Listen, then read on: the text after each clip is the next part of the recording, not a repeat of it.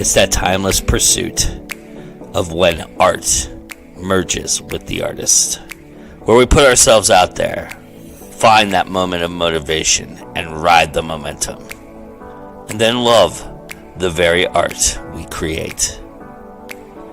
These are all deeply linked to the soul of who we are.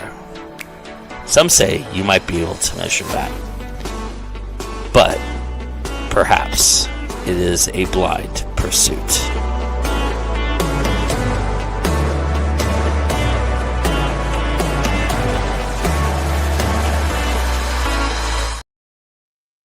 Hello, everybody. Yes, 21 grams, and I am here with one of my favorite people on the planet to talk to and have another great conversation with, Miss Lily Luchesi. And um, it's nice to have you, Lily. Thank you for joining me. I really appreciate it. Thank you for having me once again. Tell everybody who might not know you a little bit about yourself, who you are, and what you do. So, I am a USA Today bestselling author of urban fantasy, horror, and paranormal fiction. I also delve quite a bit into mysteries with my paranormal. I am the founder and editor and now chief owner of Partners in Crime Book Services. And I also write romance with different spice levels as Samantha Calcott and S.L. Sinclair. Nice. Hello, Anita. Anita's here. Hi, Anita. I talked to Anita earlier today. We filmed a Did you podcast. on her podcast? Yes. That's awesome. Yeah, for the what you would call it, the podcast that has the same name, The Crystal Lake, Crystal right? Lake podcast. Yeah, yeah. Yes. I was trying to think Friday the 13th and Jason, and then yeah, Crystal Lake Well, came I up. actually used to live 5 minutes from a town called Crystal Lake in Illinois, so it's Oh, very really? yeah. Wow. I didn't even know there was a real. I'm wondering. I'm wondering what came for which the chicken and the egg aspect, which came first. Oh, I Did they actually don't know. That's a good question. did they rename it Crystal Lake? I'm wondering too. Hi Daniel, nice to see you. Uh, yeah, that'll be that's I'm probably going to end up going down that research rabbit hole at some point, or maybe Anita's already done it. I don't know, but I may have to now because it's not a town that you'd think of for a horror right. setting, but ooh, that's an interesting thought. Okay, got to table that. Put the mic on the interview. Yeah, Illinois is it's pretty tame state all the way around, right? But it has lakes and stuff like that, doesn't it? Yeah, Yeah, we have a couple of smaller lakes, and then of yeah, course we border Lake Michigan, the Great Lake, which is yeah, where yeah. most of our corpses wind up. That's more of the upper state of Illinois, right? Or is that Yeah, in the that's where middle? I'm from. That's upper. That's northern Illinois. Yeah, interesting. Well, I hope that was a really good conversation. It I would was. imagine it was. It was, and she gave me an idea about Oh, making an extra short story instead of putting something in the last page book. So now she gave me an idea. So yeah, my brain is nice. apparently it's a day for ideas up here. I love it. That's funny. So I was mentioning we were talking a little bit off the air how this week has been just one of those trying weeks for you know, for a lot of people, and especially in the United States and worldwide even as well. It's kind of interesting because you know I do equate it a little bit to a grieving process in a lot of respects because there is those levels that you go through, the anger, the frustration, the why does this happen, all the questioning aspects of things, and going through that process. I'm wondering, I had a hard time writing this morning. I was doing sprints and I was having a hard time kind of finding words. And as somebody who has been through that process yourself, I'm curious how it's changed your writing. Has it evolved anything you've been doing, and how long did it take you to kind of find words after you know uh, you know for people who don't know, Lily's mother passed away, and she was very important in Lily's life. Maybe the most important thing in Lily's life. Absolutely. So I'm curious, how that has evolved for you. I think the first thing that I want to state was the shock that I had this past week at how similar those like I don't want to alienate people, but people who know me know that, they're not. There's a certain subset of people who aren't going to like me. So the election results that severely upset a huge portion of the world, as you said at this point, I was very shocked to find out how those results gave me a very similar sense of grief as Mm, getting my mother's actual biopsy result. It was the same sinking feeling. mm, And I was very shocked to realize that. And mm-hmm. maybe to some people who wouldn't understand, they might think it's trivializing it, but it really does feel like we got a cancer diagnosis of the United States. Yeah. So I actually did have a couple of days, even now, where I found creativity difficult. But regarding, when my mom passed, I went back into writing. I think it was a month after. It took me time. I stayed away from the computer. Mm-hmm. What I did was write my novel Yijun, which is under the Samantha Calcott name, and I reworked the plot where my main character wound up going through grief. Everything that I was feeling and I couldn't articulate, I gave to her. Mm, So I think I'm one of the people where the more extreme the grief, the more extreme the emotion, the more I pour it out on the page because I don't know where else to go. Like I was in grief therapy. I was, doing all of that. Nothing helped like writing. mm.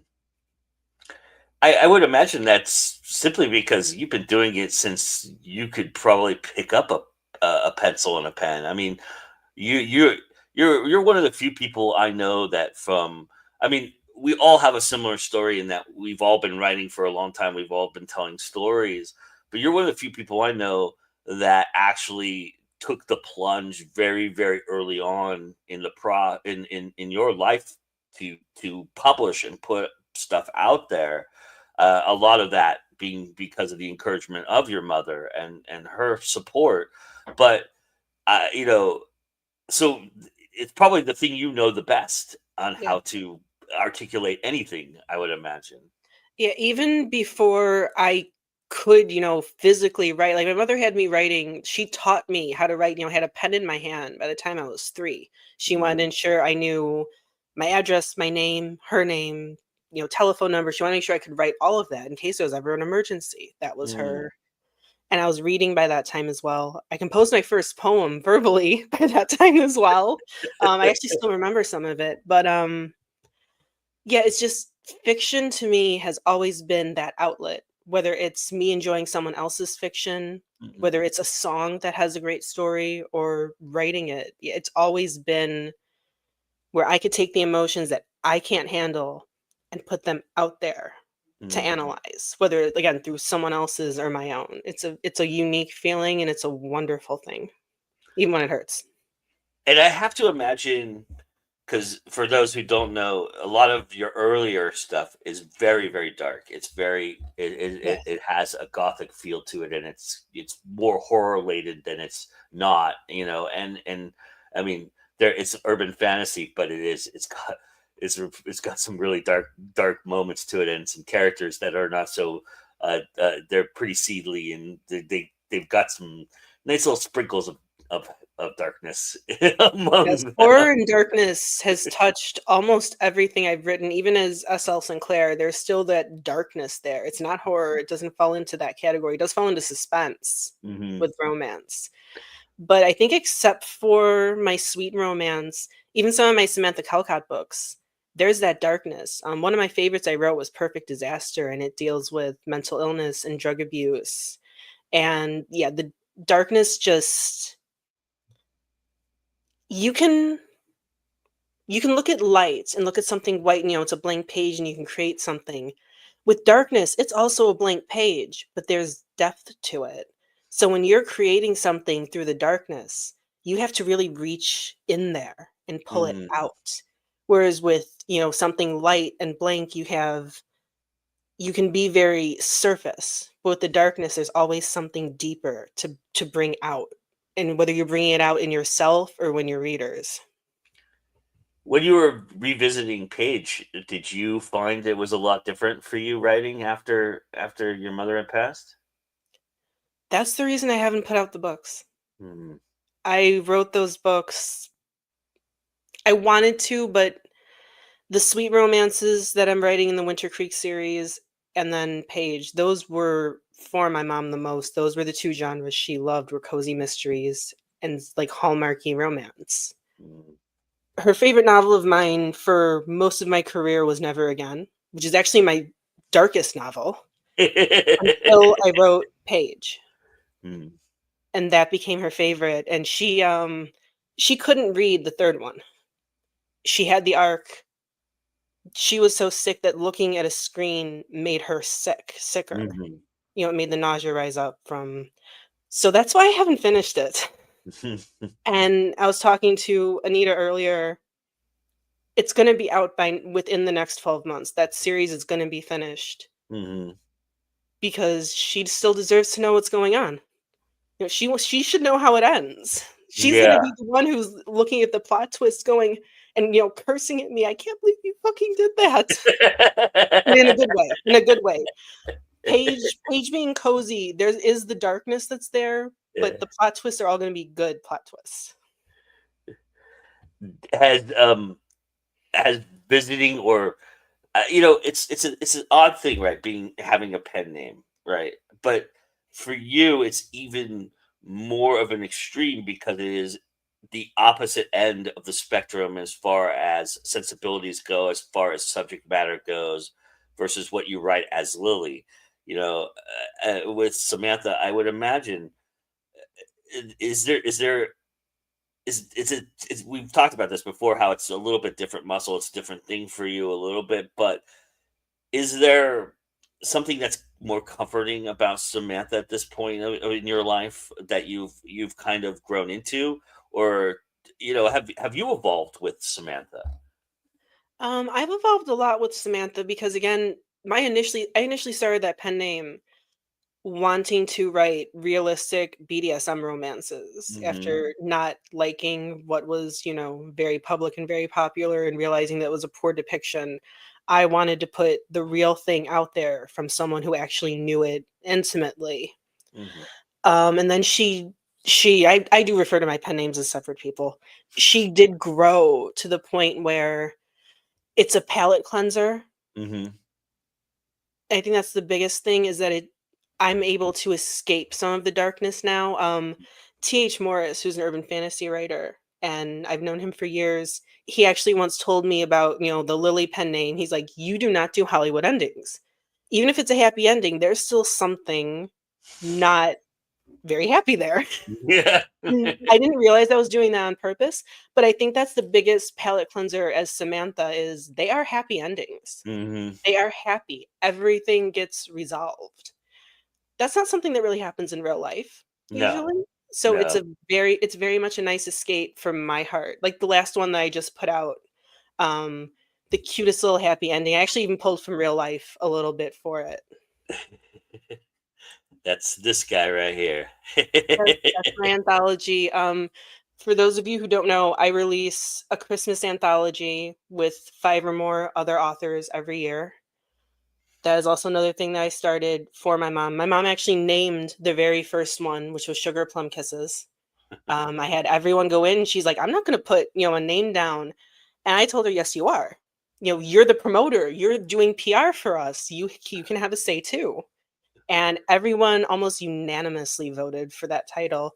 Last year, in 2023, there was just no way for anyone to get something together, so we skipped, but it was so great putting this out this year. I feel like more than ever, we need this sweet, kind, happy ending. I gotta ask her, are you a fan of gingerbread? I You like am. I gingerbread? am. Really? I have a recipe that I wanna try, Swedish style gingerbread cookies with, cardamom. Mm. And I'm just so afraid I'm gonna screw it up, but I love gingerbread lattes, gingerbread, yeah, anything. I okay. I'll say this. I like it like I like so I have a I'm a big snob when it comes to banana bread, right? Banana you have to be spot on for me to like your banana bread. It just has to I just have a real snobbery about it.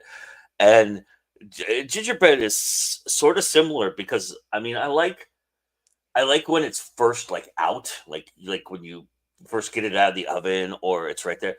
But I find like because the gingerbread house is the last thing that everything gets eaten off the gingerbread house before the gingerbread part gets eaten, right?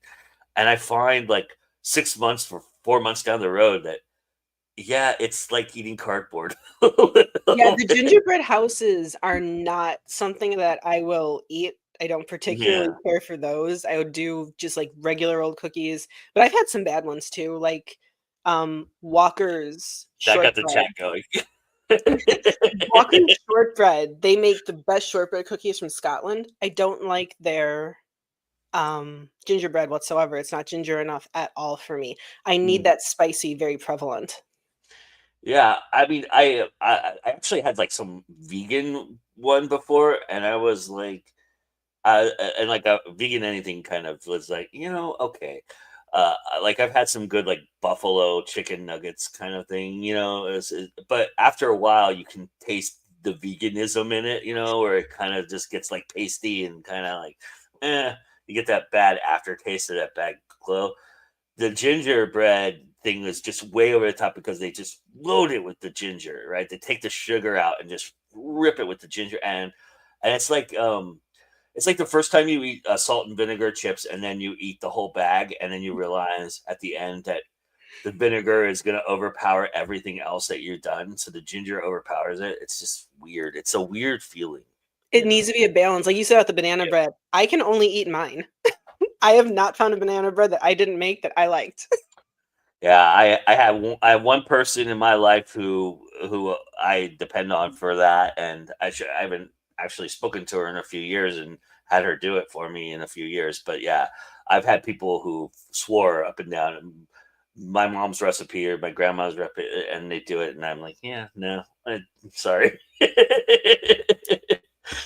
Yeah, and I hate that because I don't like to offend people. I don't. I mean, look, it's a heritage thing. It's something that you're very proud of, and so I'll eat it. But in the back of You have my to be mind, happy I'm about it. judging it. Yeah, I'm That's really. that's me if someone else makes meatballs because I have the exact same recipe that my I'll eat anything. Yeah, I wish I was that person, but I yeah, have the me too. exact same recipe. I'm the 4th generation to have the recipe for the meatballs and the sauce. Uh, So every time I'm eating someone else's, I just have to remember, okay, this is their family. yeah, Eat yeah, right. It's not yours. yeah. That Italian thing is very engraved in my life too. We're going off on a weird tangent here, Yes. but It but does yeah. have to do with my book though, because she's a baker Oh and yeah. my family's recipes are in my book. Oh My nice. family, yes, including our bacala Christmas Eve fish Ooh, recipe, nice. the traditional Sicilian dish. Yeah, so that's it. It still it goes with the books. We're on track. We're on track. Yeah, but I was gonna say, yeah, Mexican food is a real big thing in my family, and so you have to authenticate it the way that we remember it. But it's like, and if you don't, I feel like it's not. It. You know, I've had Taco Bell that's better than some of the Mexican food that has come across my way that people swore up and down is Mexican food, and it's just not. I have eaten some pretty horrible Mexican food, and I remember thinking to myself, I am going to wind up starving tonight instead of eating this stuff. I'm so sorry. Yes, you did, Vanessa. Sicilian dishes, absolutely. And Sicilian cookies and Sicilian dinner. Daniel says I put the food I like to cook in my books too. I love This is that. my first time doing it. This is my first time doing it. I knew I'm like, okay, I'm talking way too much about these recipes to not include them in the book. Yeah, yeah. I think there is something very interesting, and we've talked about this a lot before because you were the first person that I had come across who had done this, and putting playlists in your books and putting music that associates to what you were going through at the time you were writing or relating to whatever you're writing. And I think there is something about little things like that I think readers and fans appreciate the most, right? Is those little Easter eggs about those things that because it's part of the behind the scenes process in a lot of places. And we really clamor for that. I think as a reading society, as somebody who loves entertainment, I clamor for that. I go if I really love something, I go deep diving into it, and that I think that lends itself to it. Was that part of the thought process for you in a lot of ways in doing something like that? Absolutely. Like I said, and I mentioned this a long time ago. There was another author that I was working with who mentioned she put her playlist in, and at the time she was the only person she knew who did that. Mm-hmm. And because I was talking to her, I'm like, I'm thinking of starting every chapter with a song. I knew we couldn't do lyrics, and she's like, you Right. just put your whole playlist in front. And so now I'm doing that. Acts of Contrition, which is my last one from S.L. Sinclair. I actually put the Spotify code. So if you go on your phone There you and go. you hold your Spotify, there's a little icon on Spotify that you can scan the code and go right to the playlist. And so that's what I'm gonna start doing now because you couldn't do that before. But yeah, Right. it's all very immersive. The first thing I look for in books, and this is another reason that, and yes, I'm bringing him up. I love Stephen King. There's a foreword or an afterword where he talks about his process for that book. Yeah. He Mm-hmm. talks about, and that's the first thing that I go for. I Mm-hmm. love that stuff. I love behind the scenes. I love little extras. I want to know what inspired that scene. What were you listening to? Mm-hmm. What were you hoping the reader got out of it? I want to know all of that stuff. And the same thing with music. I love hearing the behind stories of songwriting process.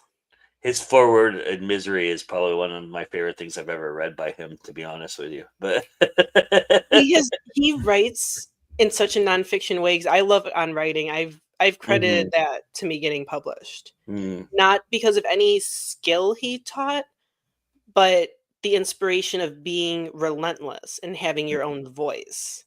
But I'm reading You Like It Darker right now, which is his short story collection. Mhm. And in the afterword, he actually talks about having imposter syndrome. He doesn't Mhm. name it, but he has imposter syndrome. And I'm sitting there like, okay, if this man has imposter syndrome this late into his career, I'm fine.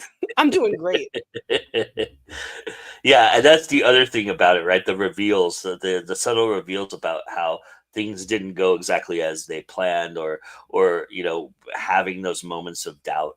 Um, you know, when you listen to, like, one of the things that endeared me to Brandon Sanderson. I had never read anything of his before. I never saw anything of his before. When he did the whole Kickstarter thing, he talked about how hard it was for him to get through COVID and the pandemic and write through that process. And writing was kind of the thing that lifted him away from that. And he talked about why. And I thought that was very fascinating. That endeared me to the man a little bit more than I probably would have ever not paid attention to it. So I think there is something to be said for that.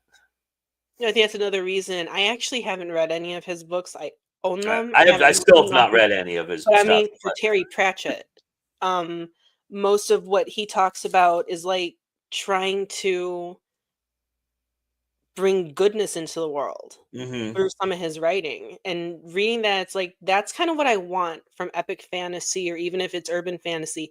hmm Again, I don't do that. I bring the darkness, but yeah, I love it when someone can bring the good out too. I love that sort of mindset, even if I can't have it.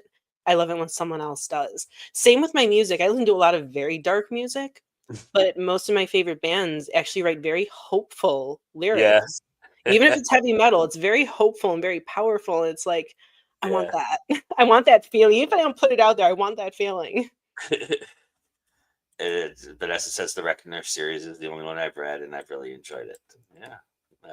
Uh, I mean, I've read some of the stuff he's done with Dune and stuff like that, but I believe that was Sanderson. Was it Sanderson? No, which one did he No. do? Will of Time, I think it Yeah, was. he did Wheel of Time.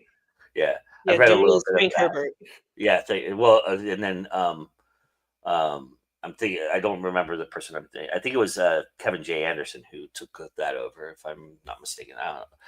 I I this get those folks mixed up a little bit. But yeah, Will of Time. Yes, thank you. I read a little bit of that because I was getting ready for Jordan Con, and I wanted to have a little bit of Wheel of Time knowledge, and I read a little bit of his stuff and then a little bit of Jordan's stuff, all of which I immediately was dismissive of because just not my thing.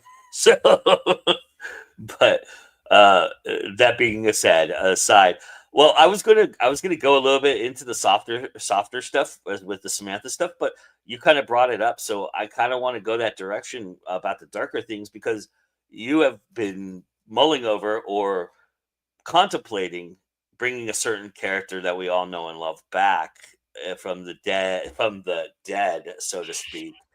Um, I don't want to spoil it for anybody who hasn't been through the series yet, but when did that start to creep in? When did she start? And please tell everybody what I'm talking about. But uh, when did they start to come back into your mindset and wanting to tell more stories?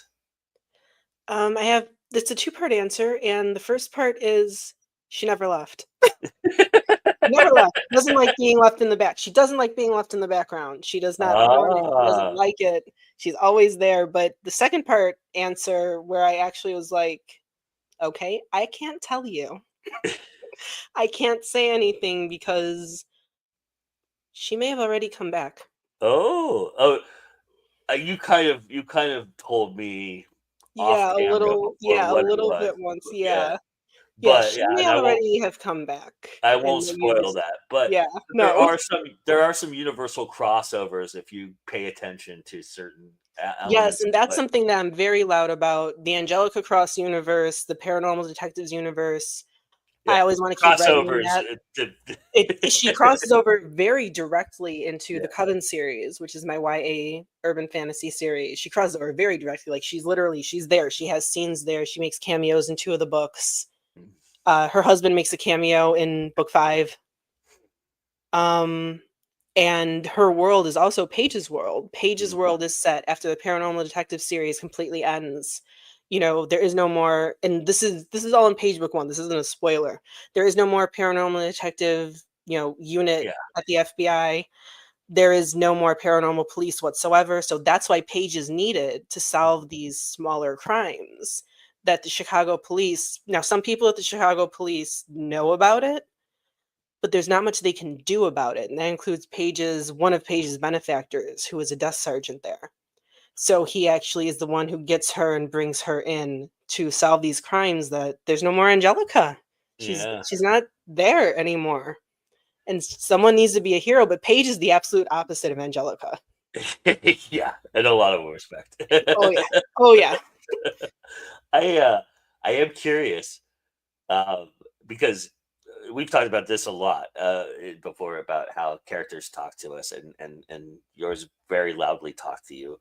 Um, is she jealous of Paige? Is she jealous of where you've been going with your writing? Does she want you to show her softer side a little bit more when she's talking to you? Can you reveal that if I'm spoiling something? Tell me I am, but I'm just curious if she's been looking at what you've been doing lately and going, I would like something to be said about me in that regard. Yes and no. The main thing that she is jealous of, she's jealous that she can't have the adventures anymore. Like she Mm. doesn't even need to kill people. Even though she Hmm. enjoys it, that was torture is one of her favorite pastimes. But she just wants the adventures, and that's the main thing she's jealous of. But there is actually something from the start of the Paranormal Detective series, the catalyst for the whole series, that I never showed. There was never a reason to show it. And she does kinda want that shown Mm. one day, and I'm not saying, I mean, maybe it will be. Maybe you'll see it at some point next year. I can't say, but maybe. But Are yeah, you? there's one soft side that she has that doesn't have Oh, anything to yeah. do with her husband, and she would like that. I Are don't. you I weary don't. of her intentions though? Because I have a feeling it would go off the rails. Oh, absolutely. There that woman that woman, the second she came into my head, the second she started being broadcast to the world, I was never allowed to control a damn thing. I controlled nothing in the Paranormal Detective series. Nothing. She controlled everything. I'm just sitting there, it's that meme. We're writing up the incident report. That was me. I was just her scribe. I was not her creator at that point. So yeah, anytime she enters, everything goes belly up. Yeah. So if she were to ever come back, it would have to be in a spot where it's safe for that to happen. I'm looking to pull up the pictures of this series for people who are kind of in the dark about what we're talking about. This is the 9 book series that started Lily's life, really, in a lot of Yeah. respects. It's the Paranormal Detective series, and if you haven't read an Angelica Cross book, I think it's very worth it. Especially Never Again. Never Again's really awesome. Yeah, But never again. I just posted about it. I got one sale on it. I've talked many times. It's my book that is the most niche, yeah, alternate history, horror, urban fantasy, where a rock star is killing demons controlled by Nazis. It's very niche. And I got a sale on it. And I posted about it. And all of a sudden, other authors and other readers I know are buying the book. And I'm like, oh my God, because that's my favorite book that I've ever written was Never Again. And it is the only standalone. So you can read that and not be spoiled for paranormal detectives. But Stakeout, which is the first one, it turns 10 in 6 months. that's crazy. I'm gonna have a very special celebration for it, and I'm very excited. Oh, nice. So of course, when that happens, I'll be telling you that I talked about it a little bit before, but it's gonna be awesome. I can't wait. These are the older covers, which No, these are actually, the current ones. yeah, those are the These are the current ones. current ones. I would But they're like to do another set of covers. Again, that's all gonna go in for the 10-year anniversary. hmm And But that yeah, sounds cool. these are the books that I think just we're of the person we're talking about, Angelica Cross, and it, it's very interesting. But yeah, so if you haven't got this series, everybody should go definitely check it out because I think it's worth it. And like I said, I think she's probably the most unreliable narrator you've probably ever dealt with. I would imagine. Oh, definitely. Everyone else is actually pretty straightforward. I don't really have many unreliable narrators, except for, well, she doesn't narrate, but Vera in Paige's series. Vera is an author. She's the first hmm author that I've written. So I always wanted to do that. I always wanted to do kind of a self-insert author sort of thing. As Stephen King always did. That was just one of my bucket list things. So that is an unreliable narrator, but she's not a narrator. And as you go through every Page book, even through the first three, Page is already beginning to question what's going on here. So yeah, I Yeah. my two unreliable narrators, except Page is now in my place where it's like, what the hell are you doing? I was gonna ask before we got off into Angela's and the cross aspect and the paranormal detective stuff. I was gonna ask you if because your characters do talk to you. Do your softer characters talk differently to you? Is there a different way in which they approach you? Yes. And it always depends. Sasha, who is my main character in the Santini family trilogy under S.L. Sinclair, and I've talked to other authors, and like she is the most patient person in my head. I wound up losing the third book's manuscript when Word had a Ooh. huge update last year, Uh huh. and a bunch of people lost manuscripts. I had to redo client edits and everything because nothing saved. Files were corrupted. Mm. And it took me a long time to be able to rewrite it. I'm currently now trying to get it published. Amazon needs verification because it was out once. I'm just like, oh, please. But she's so patient. She hasn't bothered me about it at all. So yeah, my softer characters, and I shouldn't call her soft. I mean, she stabbed a man's eye out with her stiletto because he abused her. So, but Nice. it's more of a softer story where it does focus on, the romance is the central. So yeah, they're all much quieter. Mhm. Most of them are very honest as well. They're very upfront with their feelings. Like even Harley, from the Coven series, she talked to me, but she was not very upfront with her feelings. She didn't like talking about them. Paige is like me in that she has a difficult time talking about them. Mhm. So yeah, my darker characters are definitely more of a handful and more very like figure this out for me or figure this out with me. Mhm. Whereas my romance characters are more like, just come along for my story. It's fine. And again, it's a very nice break for my mind. Is there sometimes guilt though because you have to take them on kind of a roller coaster to get them to the finish line? Sometimes, again, I'll mention Perfect Disaster. It hurt me everything that I did to Andy. Mm. Andy was like already screwed up as a kid, and that's part of the central story where she tried to die by suicide. She failed, and so it's like okay, yeah, she had that to deal with. That's enough, right? No, that's not enough. I just put her through so much hell. But it was one of those stories where it just kept pouring out of me, and with the exception of, suicidal ideation, I had absolutely nothing in common with these characters, nothing they go through. I still don't know where that book came from, but it was one of the ones where I'm just like, "I am so sorry I've done this to you. I am so sorry." Now, Angelica, the crap that I've made her go through, I'm sorry, but at the same time, it's not my fault. And there's a lot of times when she deserves what she's going through. Yeah, sometimes it's been her fault. Danny too. Danny, some of the things that occur in Paranormal Detectives Book 5, Danny absolutely deserves everything he's gone through. He's a dick. He's a dick in that book. I'm wondering right now we're in kind of this tumultuous spot, right? We're just now starting to process what's going on, and it's gonna all flare back up in a couple months, and it's gonna be a different way of processing things, right? Because that's how grief works. It has ebbs and flows and ups and downs and things of that nature. Uh, I'm wondering if you have any advice for creatives at this point right now on how to kind of accept it and utilize it for creativity. I have two different things to say to creatives. Number one would be to utilizing it for creativity. If you are a sweet writer, a cozy writer, someone that has the warm fuzzies in your books, put extra, because Mm, people are going to be looking for that right now. Put extra. If you are someone who writes, urban fantasy, where there are, these governments, these regimes, different types of people and species, magnify that. Make your voice heard through your characters' voices. Most of us authors, we don't public speak well. I still mhm. don't public speak well. I do my best. We speak through our characters. Art speaks the most.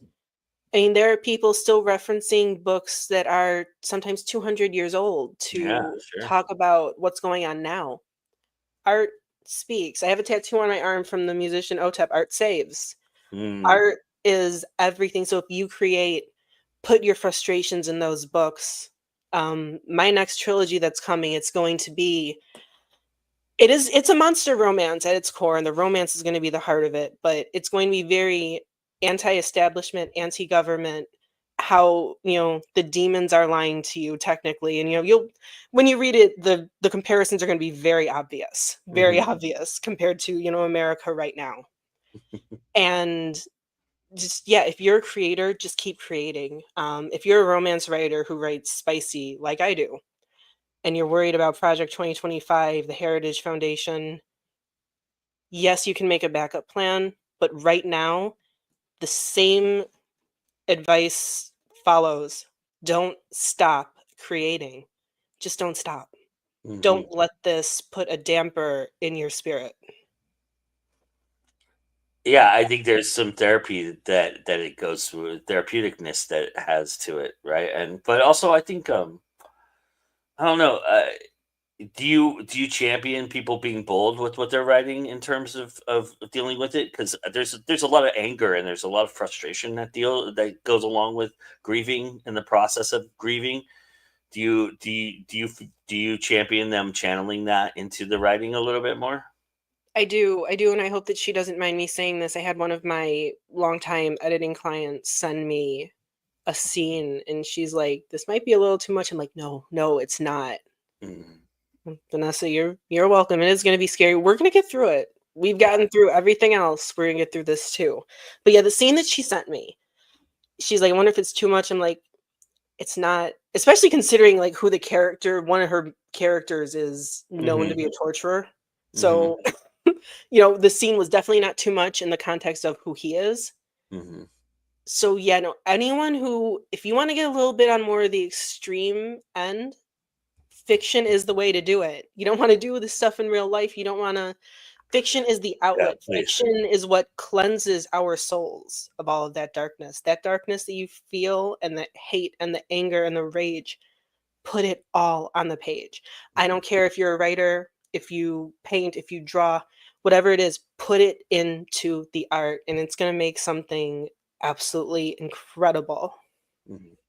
Yeah, Lester Bangs used to say that the most of the greatest art in the world is about love loss and and you screwing up your love life, because that's what great musicians lean on. They lean on the pain, they lean on the aspect of what they went through in order to kind of process it, and music helps a lot of those artists process it. It's a lot about, if you look at the greatest artists in the world, they talk a lot about love loss and loss and a lot of what they do, right? So And there are some who go on a different thing, whether it's not love, and it could be opportunities, careers, Mhm. friendships. Mhm.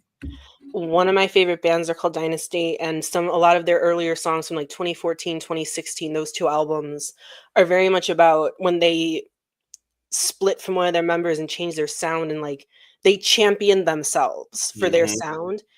And you listen to those songs, you feel sometimes how hard that might have been, but you also can tell right away, like, yeah, it was hard. Yeah, we're putting in our music, but we're stronger now. And for as someone who sobs very, very often over my grief, over my mom, one thing I can say is the more you process grief and the more you go through it, you do get stronger.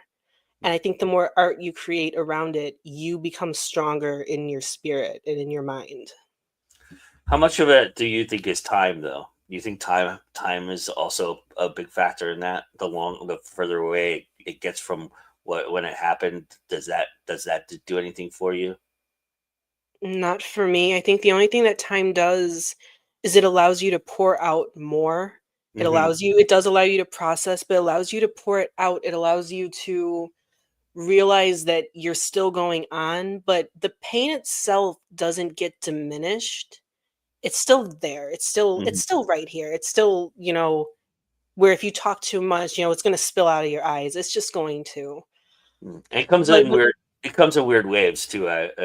Having dealt with grief myself, I feel like I have a friend who has now been passed for over 10 years, and he just comes up every once in a while and taps me on the shoulder. And it's kind of like it's kind of interesting that happens, right? Because I wasn't even, and it's not even a moment where I'm thinking about it, right? And it just happens. sometimes it's an outside force, sometimes it's just your mind. Mhm. Yesterday afternoon, I was listening to a radio show out of England, and what they do is every time they end the show, they end it on a throwback song. It's Mhm. usually always something fun and poppy and like Mhm. something that reminds me of my childhood, like 90s babies type thing. Mhm. But this time they played Aerosmith, I Don't Want to Miss a Thing. Mm. And that my mother used to sing me asleep to that. Mm. Sorry. It's okay. I'm sorry. No, it's okay. I'm one of those weird people, by the way, I smile when I'm like this. It gives people the wrong message, but, yeah, so I just bawled my eyes out again, and then, later I was telling you how I was watching one of the old interviews where we brought her up. Yeah. But yeah, sometimes it happens very unexpectedly. It's like, Yeah. I'm not sitting there expecting this song to make me just, cry like this and sob like this, but it does. And I think that's another reason why I say creating is so important through grief. It's how we process. Mhm. Sometimes we can't say it, but art can say it, and we just have to let it out. Especially if you're a type of person who doesn't cry easily, art is the way to let out the tears that you're not. That's awesome. So this new series, what's different for you this time around for this series? I mean, you're somebody who's completed series before. Did it get any easier? Was it harder? How did you view what you've been doing lately with this new series that you're about to bring out to the world? Well, the first thing, it's gonna be shorter. It is only gonna be a trilogy. The Mhm. characters really don't have Right anything past now. that. The characters haven't told me anything past that. It's a pretty solid ending. Pretty solid ending. Okay. All There right. may Fair one enough. day be a prequel novella just because I like the world, but the Hmm. characters in particular, that's why I like the S.L. Sinclair persona. Her characters do not keep talking.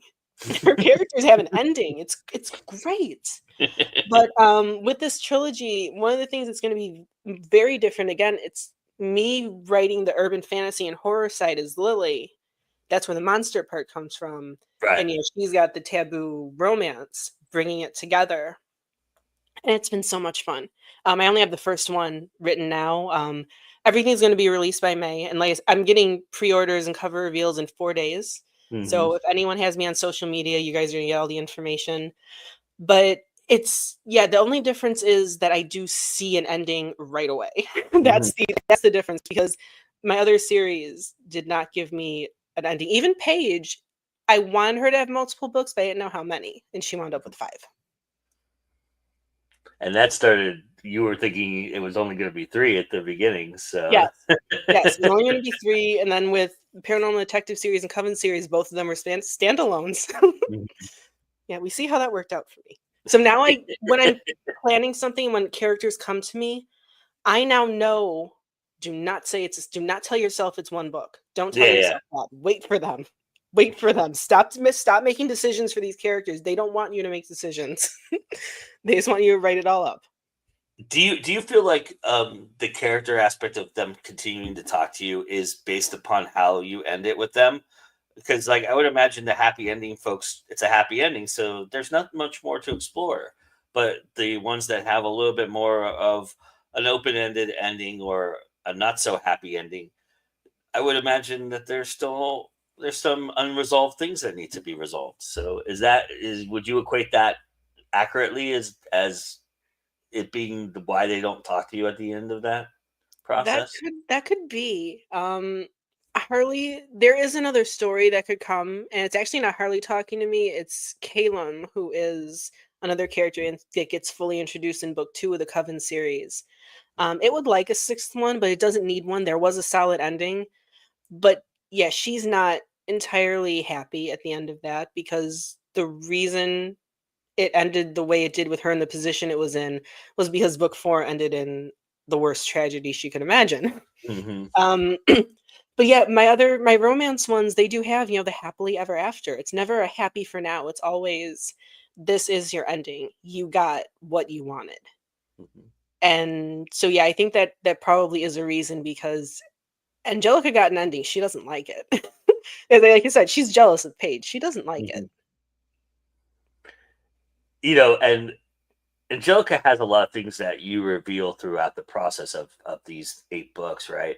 And Paige, you kind of actually, it's kind of interesting to me because Paige, you kind of lay it out on the table who she is and what she's about in the very first book. I mean, you touch on certain nuances and things in book 2 and 3 that are, we didn't know, but there's a lot of Paige in the first. We get a good foundation of Paige in the first book.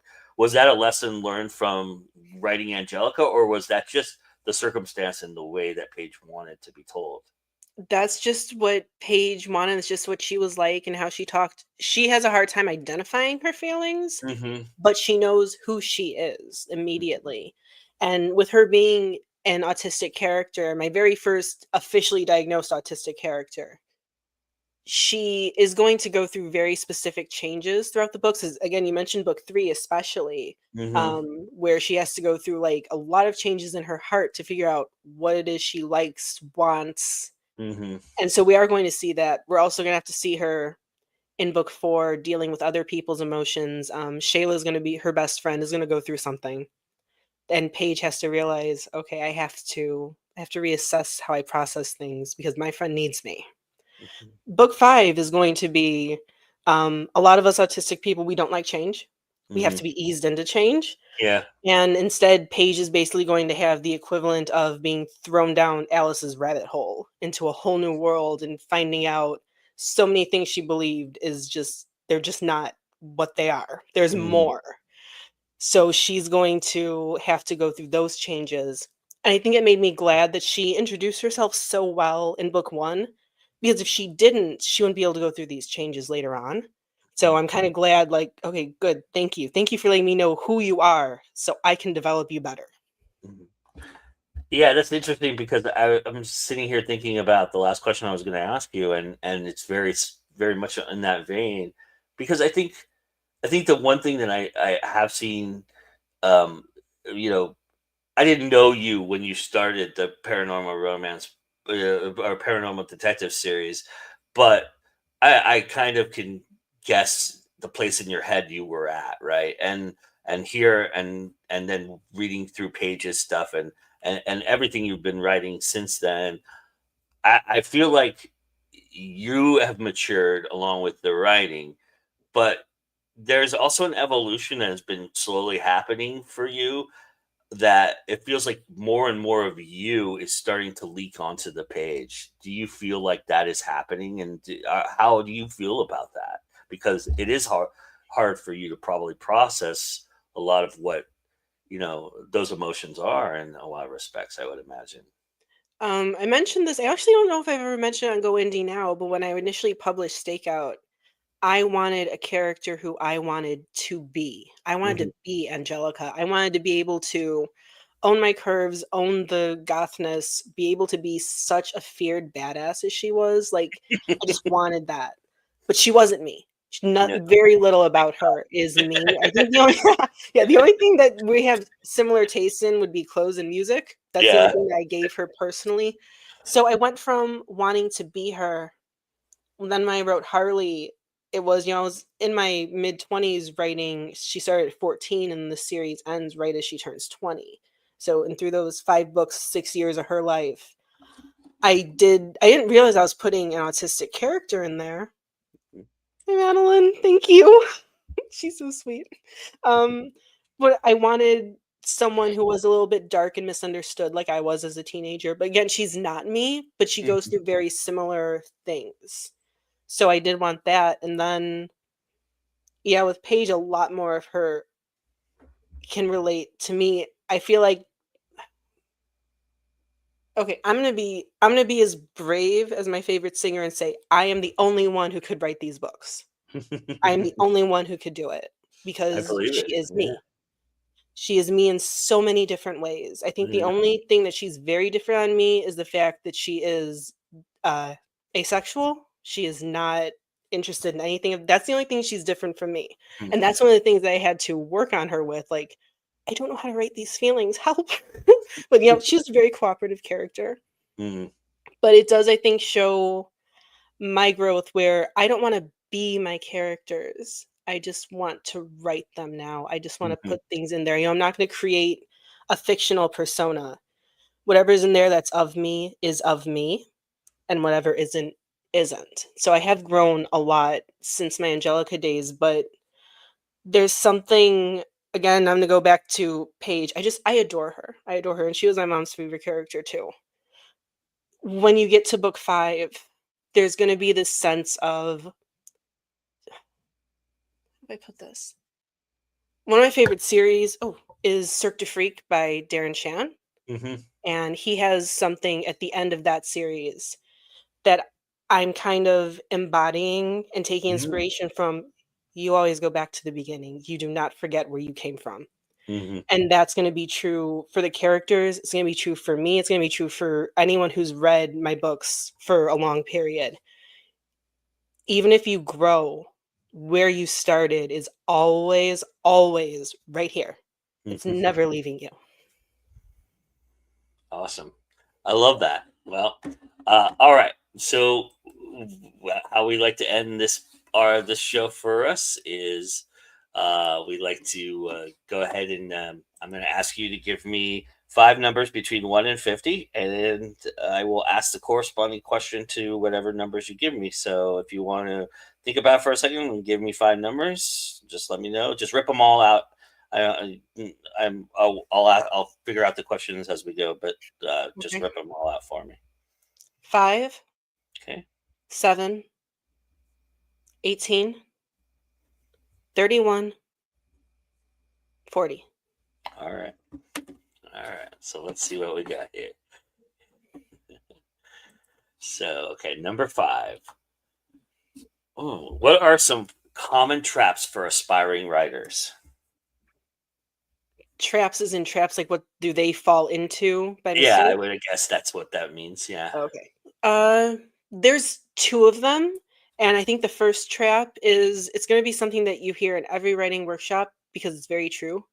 Showing versus telling. You're gonna get into that trap, especially if you write like I do where it's all there.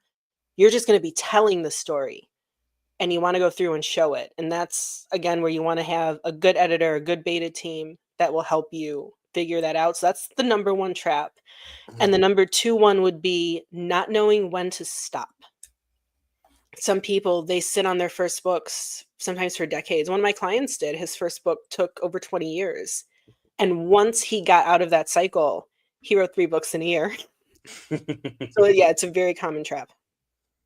Yeah, that's a tough one too, because oftentimes you have to learn how to to kind of get to that point. I think, like you were saying with the client you were talking about, but it's a tricky, slippery slope in a lot of ways sometimes. So because we don't think our books are ever good enough. right, We're gonna keep or tinkering. done. Yeah, or done, yeah. If we do get to the point of done, we do I've sat there and I've hit publish on a book and been like, should I have gone back?" And then it's like, I mentally slap myself, "No, no, don't go back." The amount of times I watch a video I have to edit is you all would just die. Because I can't let it go. I will always find something, and it's just like I have to at some point just go. You know what? I've got to stop nitpicking at this point because it's got to be out, right? And so, but that's part of the reason why I never meet a deadline that I like, because I'm always just needling it to the end. That's But why I give myself deadlines. If I have a pre-order set up, then I can't fuck around. mm. All right, so number 7 is, what is your writing kryptonite? This is gonna be something, it's gonna sound like a cop-out. My writing kryptonite would be the autism and ADHD because I get executive dysfunction, and for those Mhm, of you who don't know what executive dysfunction is, like, let's say you're sitting there and you wanna go do something completely fun. Let's say you wanna go to the mall. And executive dysfunction is your brain telling you, "You stay right there. You don't move, you just sit there in misery, and you cannot get started on the fun task that you wanna do." And you could sit that way for hours and hours. And so I have to snap myself out of it.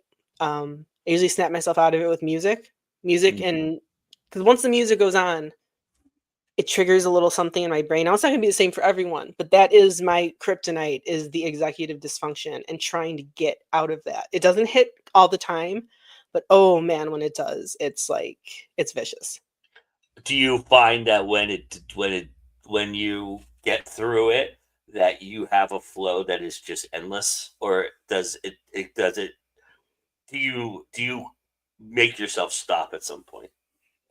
If it's particularly bad, or if it's gone for, like, a couple of days, then I Mhm. know I'm probably gonna write 6,000 words the next day when my average is 2 to 4.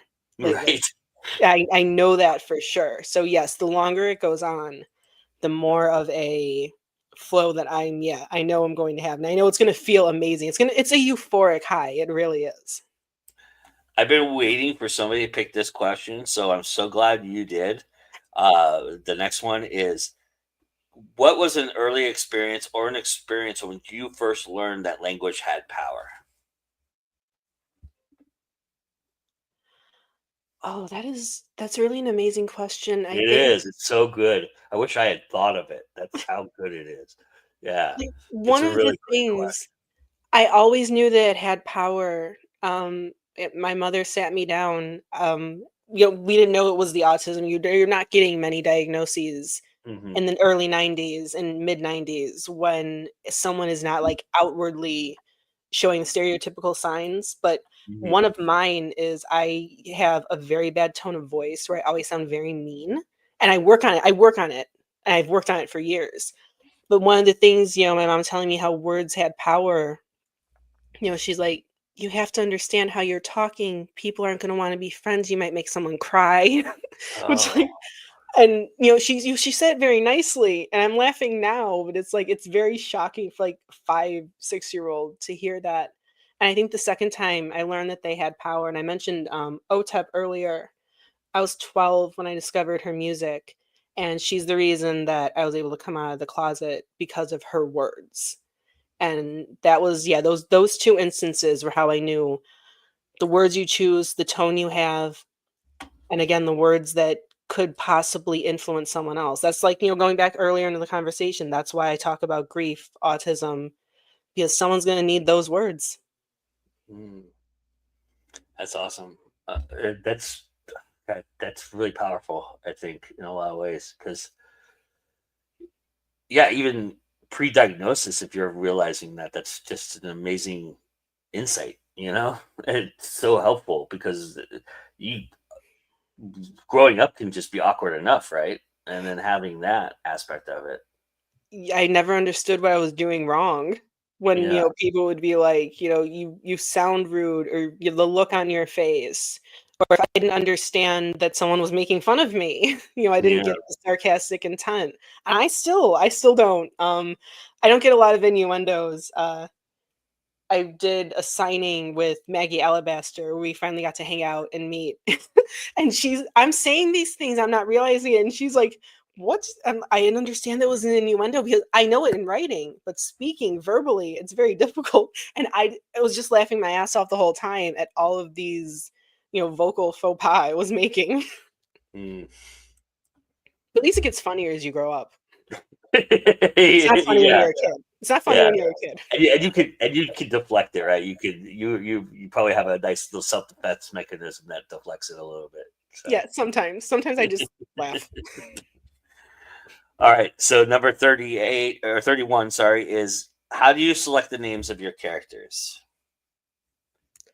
It depends. Angelica gave me her name, which I didn't know what her name meant. Her name actually has meaning, and you don't find that out until book 8. I didn't know it either. I didn't know until I was writing. I'm like, oh shit. So she gave me her name. Harley, uh, her family before she was born was joking around, and one of them rode a Harley, which would be Caleb Lynx, who shows up and becomes a major character in book 2. He actually named her, and I didn't realize how important that was going to be either. Her last name I just picked off of map, which was Torrance, and then I always liked the name Sinclair, which I wound up using it for my pen name, so that I actually chose her last name and her family's official name. With Paige, I named her Papillon because, and I don't remember the name of the butterfly. I actually have it saved. Her appearance with the black and pink looks like this very particular butterfly. So, and Paige is kind of just a joke because she's such a reader and winds up, a novelist winds up as her mentor. So that was just a little inside joke with myself. But it depends on the character. It really does. Those are the only ones I can distinctly remember how I did or didn't choose it. Okay, the number 40 is do you hide things in your books that no one will ever find that only you know about? I don't think so. I have hidden it in niche ways where, like, okay, if you're a fan of this band, you're gonna notice it, but it's not Mhm. gonna be a lot. Or if you like this song, you're gonna know that. If you're from Chicago, you're definitely gonna know all of these locations, Yeah, yeah. where it's set and little, like, things that get said. I don't do it just for me, and the reason I've never done it just for me is once it's out there, it's for the reader. It's out of my hands. So I want some readers to get like this little, oh, wait, I recognize this. I recognize this place, this reference, whatever. But there are little things for readers to find. Not for me, but for them. Nice. Well, Lily, I really appreciate being able to talk in the manner that we spoke. I mean, it's always awesome to talk to you like this. It's always a great conversation. I really do appreciate you taking the time to do so and coming back and joining me again. I really do appreciate that. And so, thank you so much for that. And just tell everybody a little bit of where they can find this next trilogy. And I believe you're going to reveal the cover in my group, right? Yes. Yeah. So, Yes. so the That Go is Indie one of Now the things. Think Tank, you'll be able to see the cover reveal on the day in a few days for that. But tell everybody a little bit about where they can find what you're doing and how and everything like that, and tell everybody about your services too if you're accepting clients right now or anything too. So Okay. First, I want to thank you again for having me. For anyone who's new to Go Indie Now watching this, I absolutely love this place and all of the people here. Such amazing creators, such kind people where it's a very free, a very safe space for everyone, no matter who you are, no matter your race, your religion, your sexuality, you are always welcome here as long as you create. And so I really love that. So I thank you so much all the time for having me. no For problem. Thank anyone who you. wants to find me, if you like things dark, paranormal, and horror-ish, that's where you look up Lily Luchesi. I'm mostly very active on Facebook and on Instagram. if you follow my Instagram, again, everything is just my name. I make it very simple. If you follow me on Instagram, you're going to see all of my personality, all of my tastes. It's not just a professional page. So you will get to see when I'm, info dumping on things, whatever it is. Great music. You'll always discover great music. Yeah, absolutely. And my books are all on Amazon. Every book but one so far is in Kindle Unlimited. And that one in a few weeks is finally going back into KU, which would be The Coven Princess. That will be going back there. If you like romance, it ranges from BDSM to sweet. I also have MM. The latest one in Gingerbread Kisses is only my second lesbian romance, which I absolutely adored writing. It's so cute. You can find Samantha Calcott. And then if you like things that might set your Kindle on fire, that is where you find S.L. Sinclair. And that is the trilogy that is coming that I am revealing on Friday. Nice. It's a monster reverse harem romance trilogy, urban fantasy. So I hope it will cross a bridge between romance readers and urban fantasy readers. And also, again, I run Partners in Crime Book Services. My main jobs there are editing, formatting, and newsletter management. And yes, I am currently accepting clients. Right now, I'm booking for January for edits if it's anything over 40,000 words. And for formatting, I am almost always booking. So please, if you are an indie creator, please feel free to send me a message or check out Partners in Crime Book Services on Facebook. I am always happy to talk. And if there is something that I don't offer, I always have someone to refer you to as well. Nice. Awesome. Well, everybody, go check all that out and keep checking out Going In Out. We've got a lot of great stuff going on throughout the week, including another 21 grams on Friday, where I will be talking to Mr. Joshua Penn-Teleresco, who I was supposed to talk to last Friday, but things just happened and I couldn't get it to go. So we're going to rain check it for this Friday. So you guys want to check that out. That'll be at 9 o'clock Eastern for that show. And we've got First Time for Everything, which is Juliet Rosa's show. We've got a bunch of stuff going on. So everybody check that out. And remember, that's always time to go and eat now. I'll see you again soon. Bye, everybody.